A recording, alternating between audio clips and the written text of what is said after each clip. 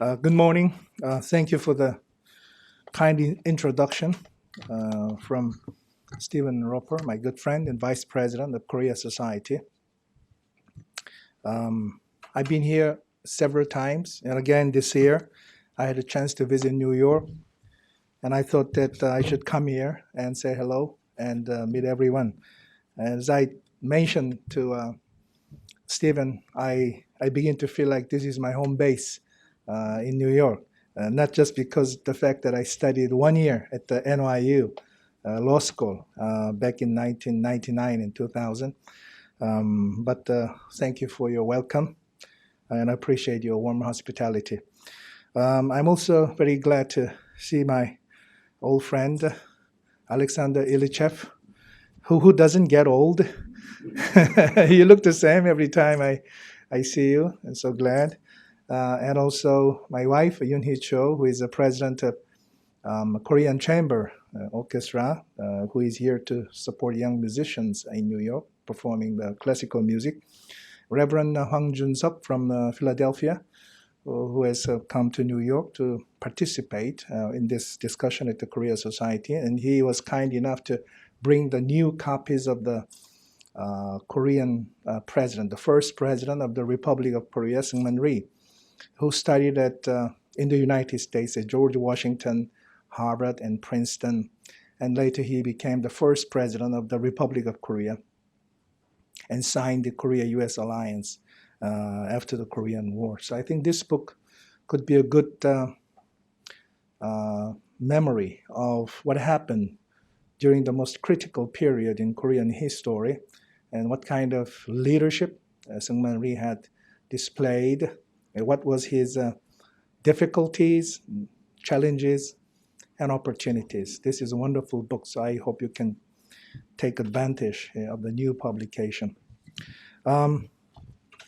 Today, I'm going to talk about Korea's role in Asia in general, Korea's growing role in Asia, especially in terms of regional cooperation, China, Japan, Russia, not to mention Korea-US alliance, but also the Korean efforts to move towards national unification. We've been divided for more than 65 or 70 years, almost 70 years of national division is a continuing problem for the Republic of Korea.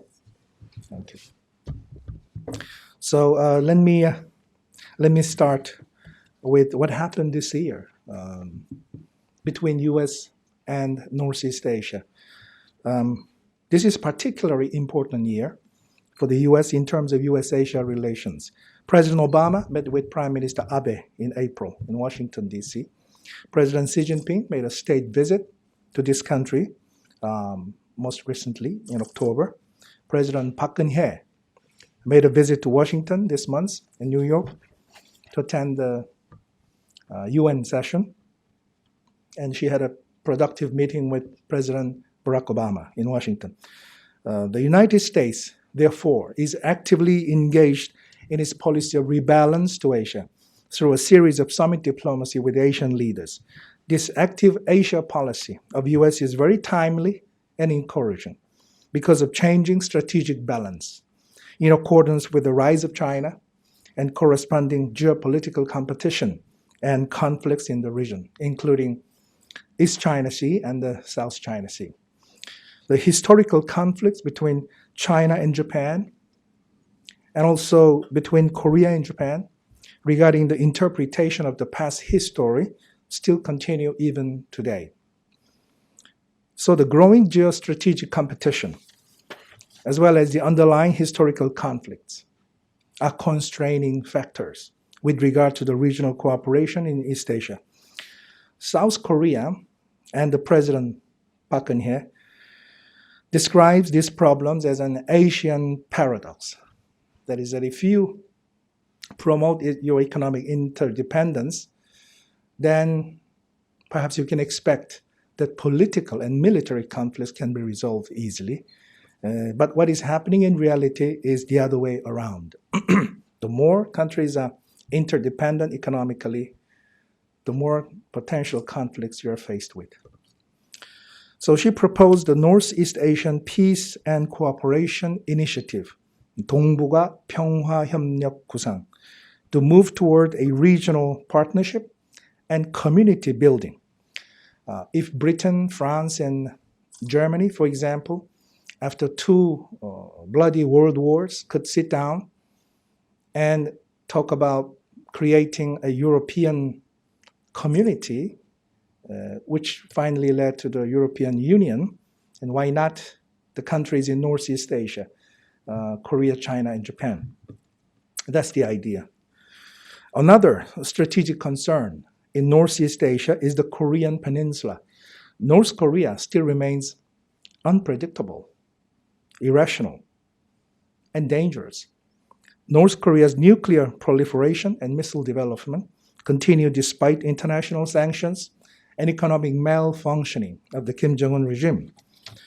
President Park's trust-building process, or 한반도 신뢰 process, aims to improve the inter-Korean relationship and introduce a favorable environment for humanitarian and economic cooperation to move towards eventual peaceful unification of the Korean Peninsula.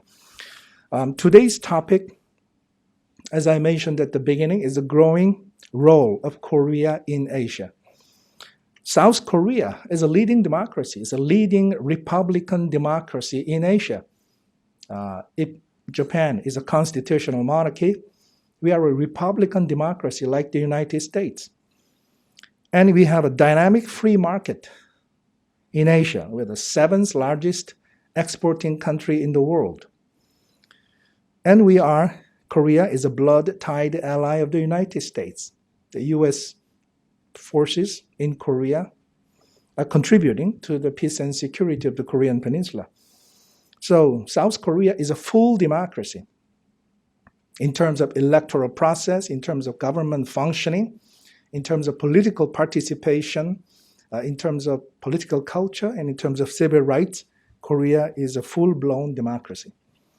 And we want to share that experience and the values with other countries in Asia.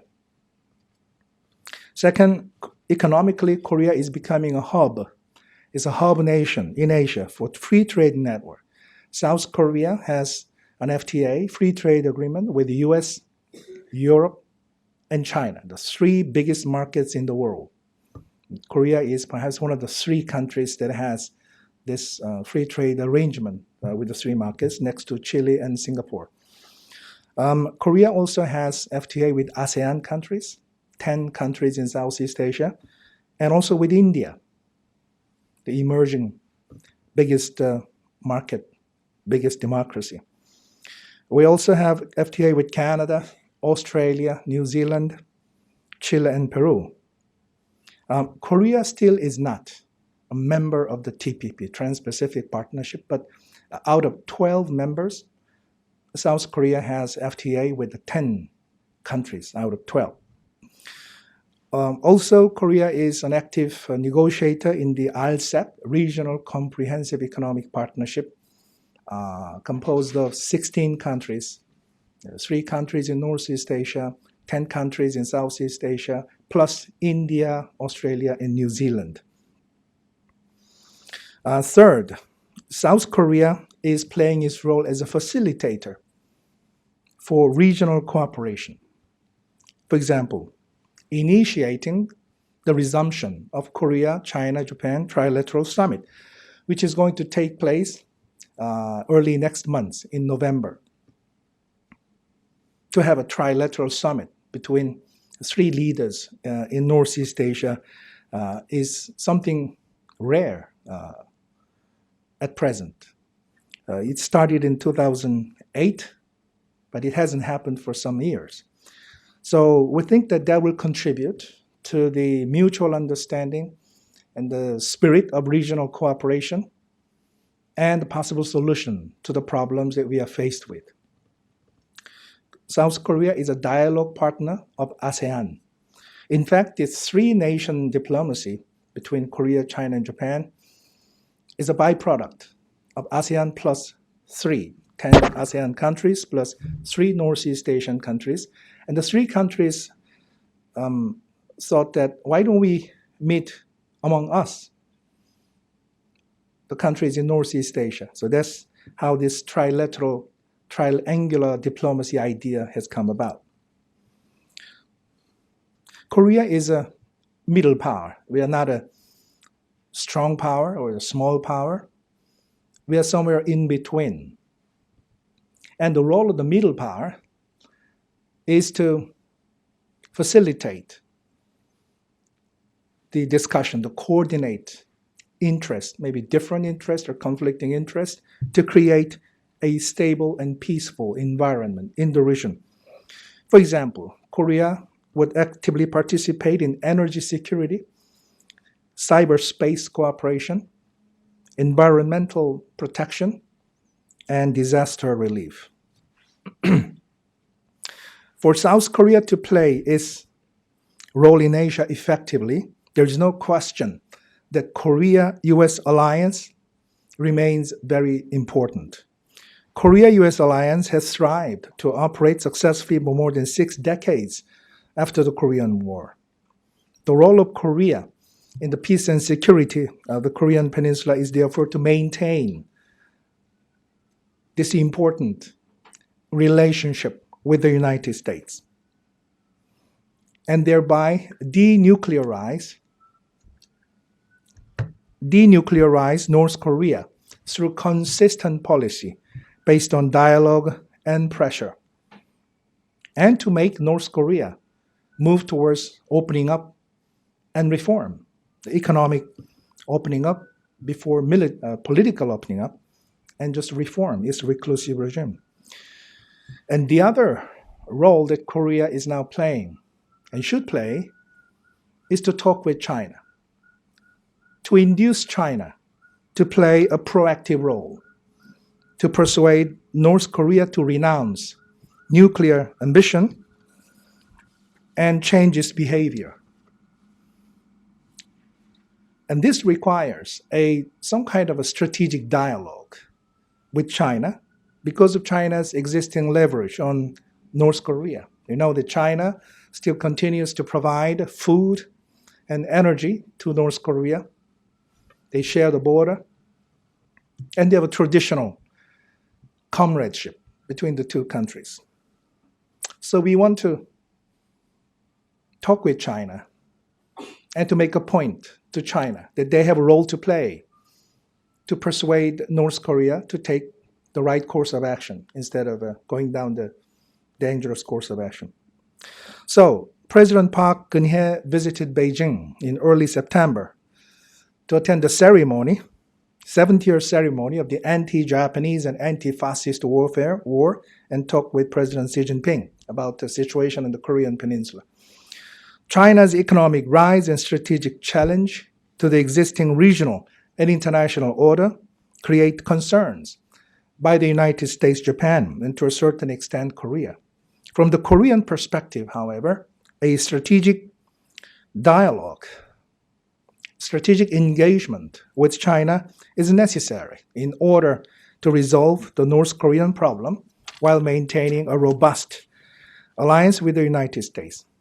China is also interested in connecting its Ilu, One Belt, One Road idea project with the Northeast Asian Peace and Cooperation Initiative. So the Korean expression Yeonmi Hwajung. Yeonmi means ally with the United States. Hwajung means harmonize with China. Is the main task of South Korea's diplomacy. This might be easier said than done, because in every different case, we have to make our decision on how to set our position and to maximize our benefits, minimize our conflicts. The US-China relations, therefore, are most important factors to take account in South Korea's foreign policy. The constructive partnership between Washington and Beijing will help expand the basis of South Korea's flexible and creative diplomacy towards the United States and China. South Korea's role, therefore, should be to promote cooperation and understanding between Washington and Beijing in major areas of interests, particularly the North Korean issues. Meanwhile, South Korea should try to improve its frosty relations with Japan. We are the common allies of the United States, and we share democracy and free market. Perhaps we live too close to each other. That's the problem. And of course, the legacy of the colonial experience and the bitter experience of the Pacific War still remain. But the prolongation of political tension between Seoul and Tokyo work against the interest of both sides. It is necessary to strengthen Korea, US, Japan trilateral cooperation to effectively deal with North Korea's brinkmanship and to deal with China's muscle flexing, meaning growing power and influence. Japan's adoption of collective self-defense under the rightist Abe government poses a source of concern for South Korea, as is the case with China because of Japan's past militarism and the experience of the Pacific War, including the sexual slavery in the name of the comfort women. Especially with Japan's recent move to amend the peace constitution or to change the interpretation of the peace constitution to enable the adoption of the collective self-defense has been a controversy within Korea as to whether Japanese force will be able to enter the Korean Peninsula, especially North Korean region, in times of crisis, with or without the Korean government's agreement.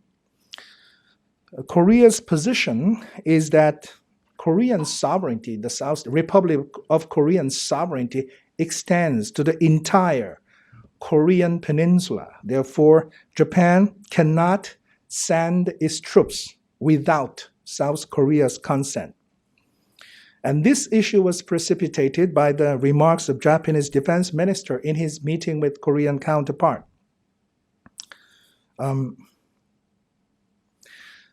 This is a sensitive issue to discuss, but also it demonstrates the level of widespread distrust against Japan.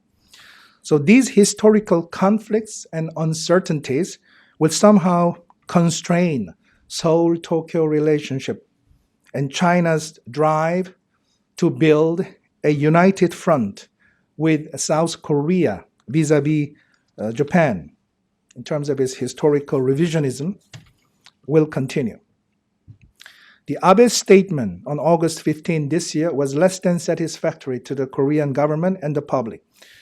But the sense, and I want to emphasize this, the sense of political pragmatism and psychological fatigue are also being felt on both sides of Korea and Japan. Korea and Japan, as two successful democracies and free market economies, should make efforts to overcome these historical and psychological barriers. Hopefully, Japan should squarely face the history, acknowledge the past wrongdoings, and make a sincere apology. Japan and Korea then should come to terms with each other and focus on common goals and common interest for the future generations. We have the obligations to make it happen during our generation. Otherwise, it'll continue to go on and on and on, undermining the sound basis of partnership between Korea and Japan. Ironically, North Korea's escalating security threats and China's trouble in persuading the North to change its aggressive behavior require a closer security cooperation among Korea, US, and Japan. So with such tangled and constrained relations in Northeast Asia, there are anticipations about the forthcoming Korea, China, Japan trilateral summit on the 1st of November, which is in several days' time. This process started in 2008, but has been dormant for some time because of the historical issues and emotional conflicts. But this is the first meeting in 6 years. And I hope it can create some tangible result this time from a meeting among the three leaders from the three countries in Northeast Asia. Among the three countries, Korea, China, Japan, despite these political problems and the historical conflicts, almost about 26 million people visit each other between the three countries in Korea, Japan, China. And altogether, the three economies take up about 20% of the global GDPs and about nearly the same 20% of the global volumes of global trade. So this is very significant economic bloc, economic community, and at the same time, very closely intertwined with each other because we share our history, although the interpretation might be different. We live in the same sphere of Northeast Asia. And then I understand that the next day, which is 2nd of November, we are going to have Korea-Japan summit meeting, which is good in my view. We haven't had that for about 3.5 years. The last one was one between President Lee Myung-bak and Prime Minister Noda from the Democratic Government of Japan. So we hope that this can again create the momentum for resuming our productive relationship with Japan.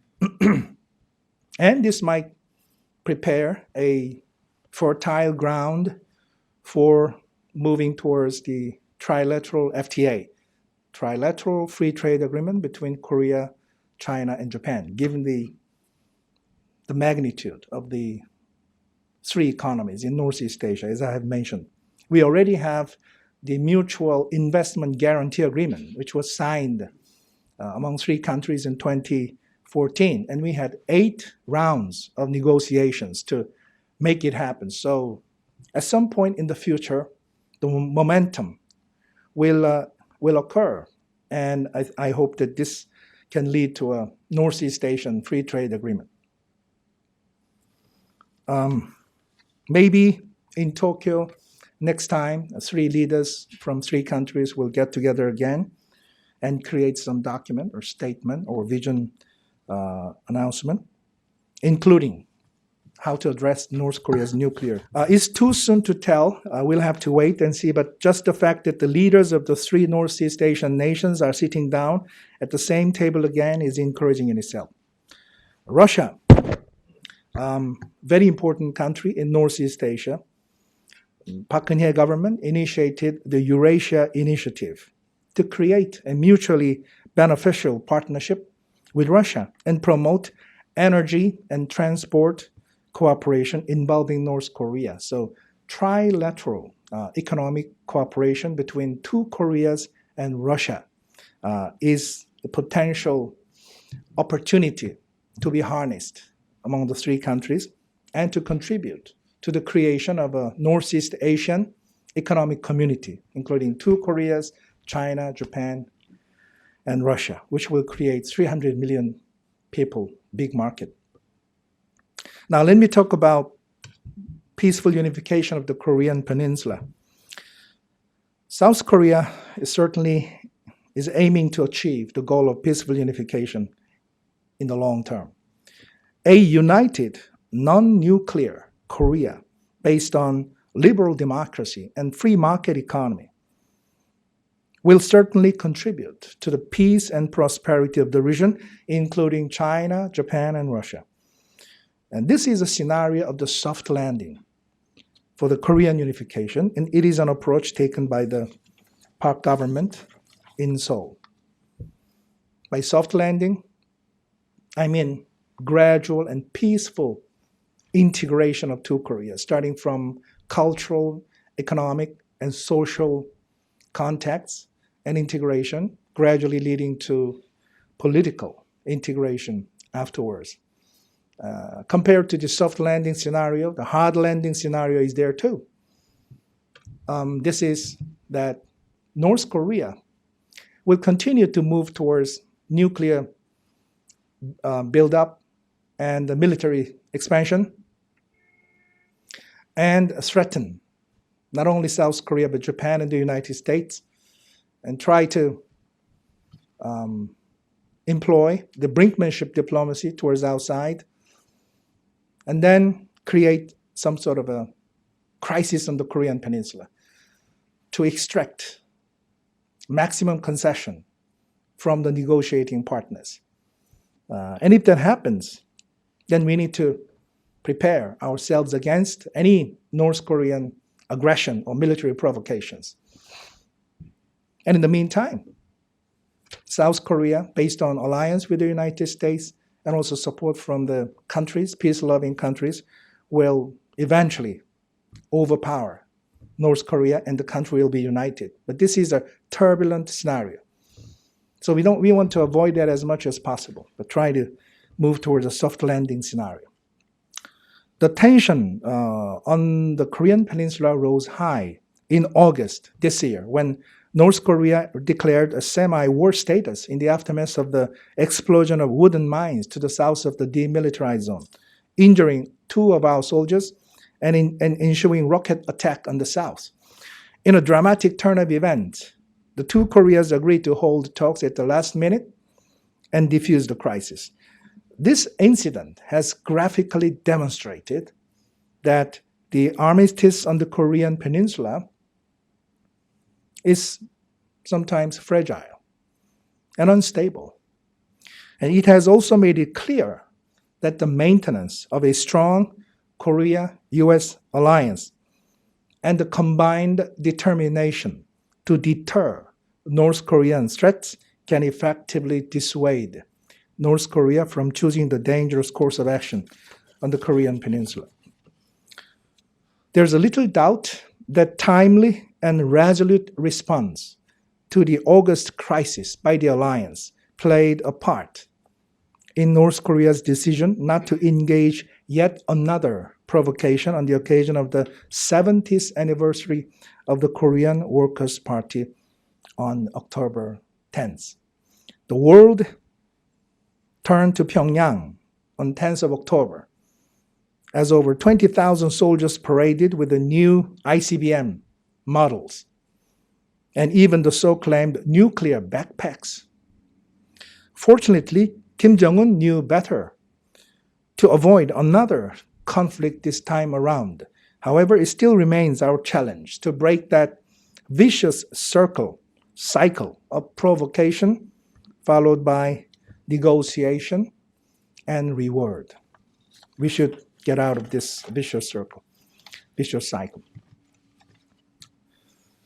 The trust-building approach by the Park Geun-hye government, explained in a symbolic speech called Dresden Speech, made by President Park in Dresden, Germany, the former East German city, in March last year, and more recently her speech at the UN General Assembly in New York, called for economic reform and opening of North Korea. In the Dresden speech, President Park proposed to resolve humanitarian issues, most important component of the new inter-Korean partnership. Second, to build infrastructure, provide economic assistance to North Korea to build infrastructure, ports, roads, and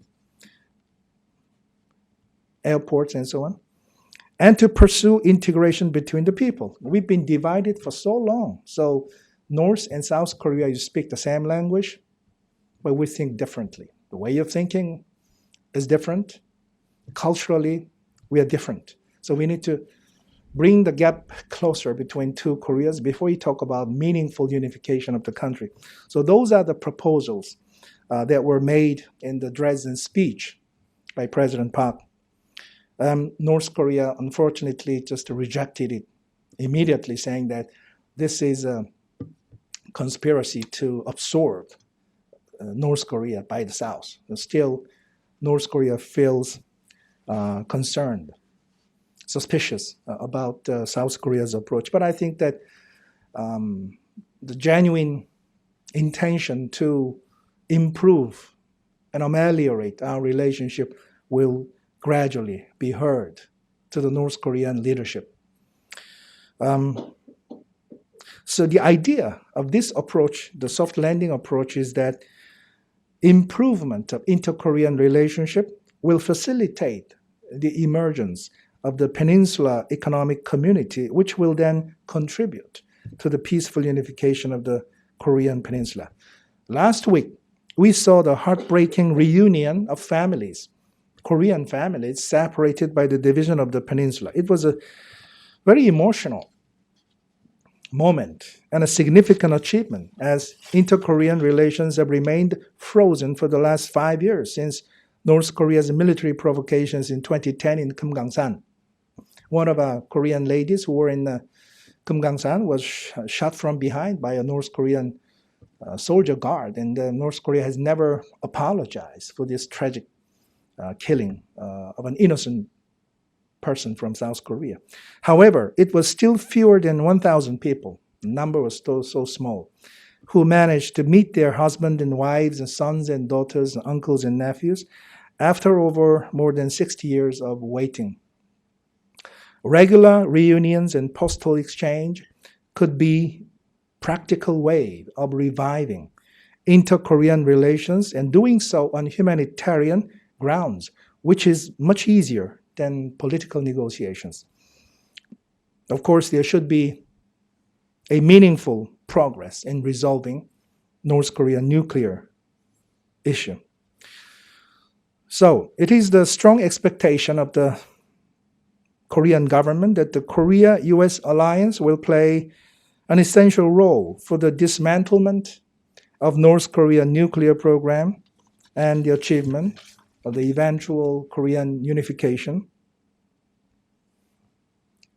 in addition with the strategic dialogue with China. So it was in that vein that the summit meeting between President Park and President Obama took place in the middle of this month. Two leaders issued a joint statement, which was first of its kind to specifically address North Korea and its nuclear issue. They agreed to take steps to address North Korean threats with utmost urgency and determination. And we must make sure that this pledge is realized, materialized, as soon as possible. The continuing concern, however, the underlying concern with regard to the maintenance of Korea-US alliance is the China factor. Some worry that the United States feels that the Park government is leaning closer towards China. As such, there was much debate in Korea about President Obama's remarks in the press conference that the Republic of Korea should be able to speak out when China fails to abide by international norms and rules. President Obama was apparently referring to the ongoing tension in the South China Sea. And we heard the news yesterday or today that the U.S. naval warship has entered the adjacent area of the artificially made islands by China within 12 nautical miles. China is reacting ferociously, whereas the Philippines and Vietnam are welcoming that American action. So I think the tension is rising.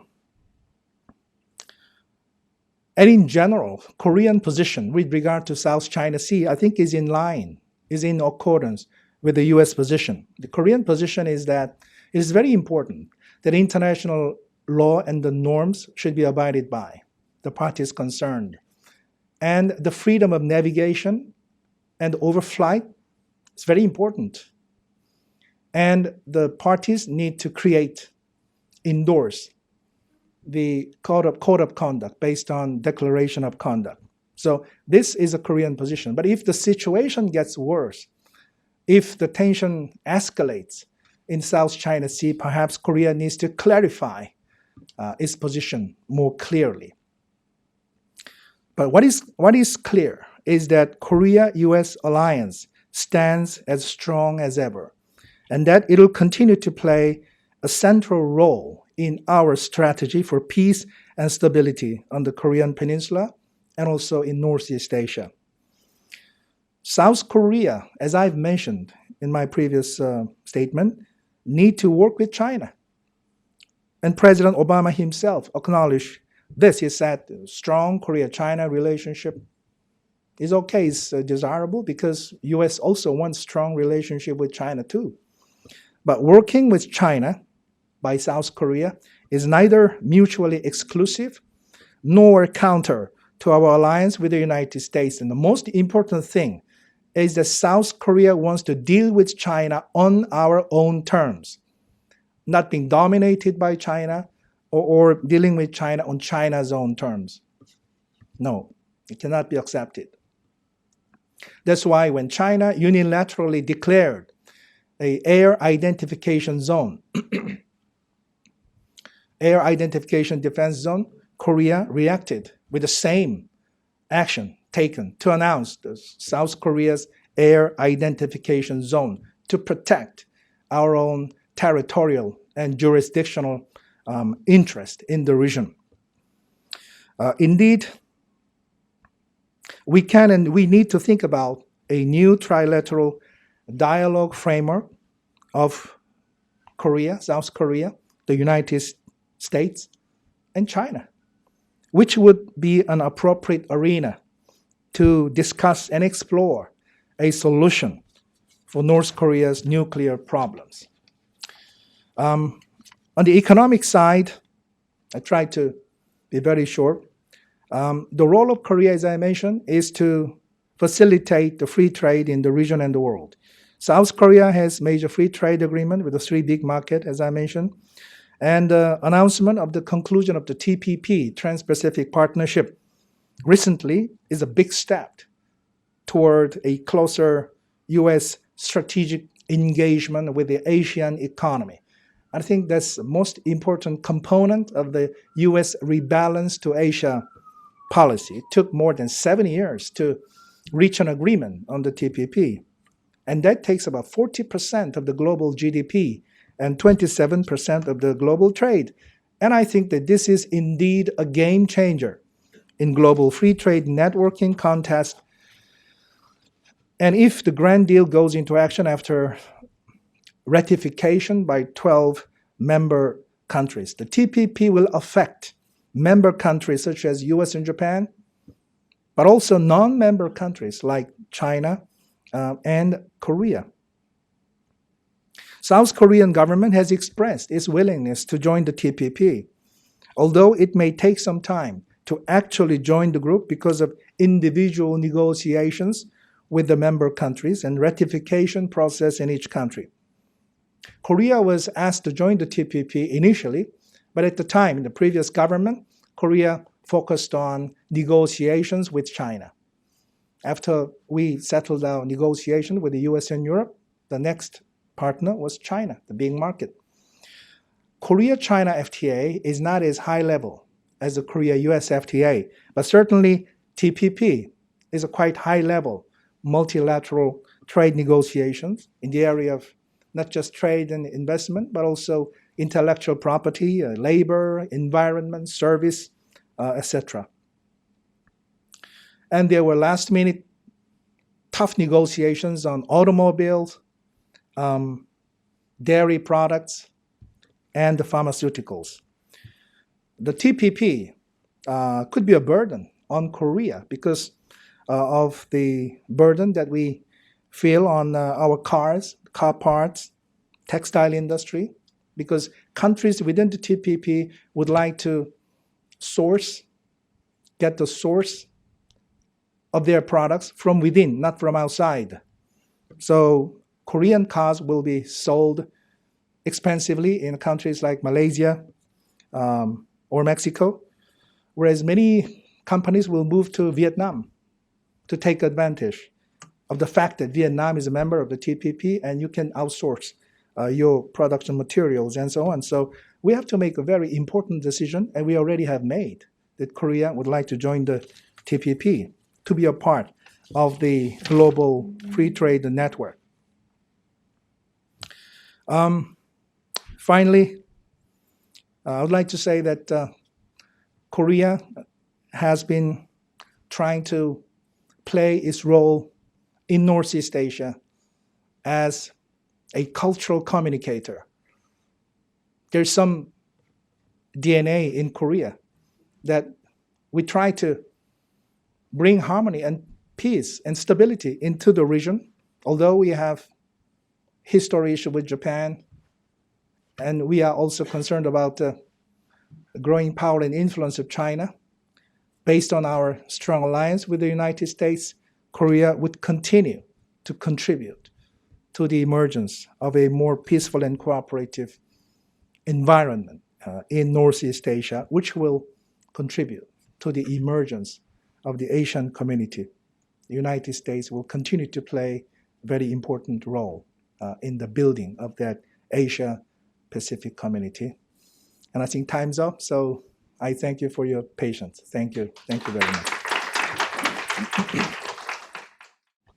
Great. And with that, I'm afraid we'll have to draw it to a close. Dr. Jin Park needs to be at Harvard this afternoon, so he has a train to catch. A round of applause first for Dr. Jin Park. Thank you so much. It's really our tremendous honor to have you back here at the Korea Society. A warm congratulations to you for your thought leadership on policy, your continued success, and a very successful afternoon at Harvard University. Congratulations to your wife on a wonderful event at Carnegie Hall, and thank you for coming again. Thank you all for taking the time to be here. We'd ask that you fill out the surveys that we have outside and in the room, and please leave those with Nikita Desai. And we'd like to thank a few of our staff members, Nikita Desai, who organizes policy programs here, Sophia Kong, Daniel Levine, Peter Stemke in our audio and visual booth. And please refer this to people online. They can do free audio download or view on YouTube. And please go to www.koreasociety.org for membership and more. Thank you. And again, Dr. Jin Park.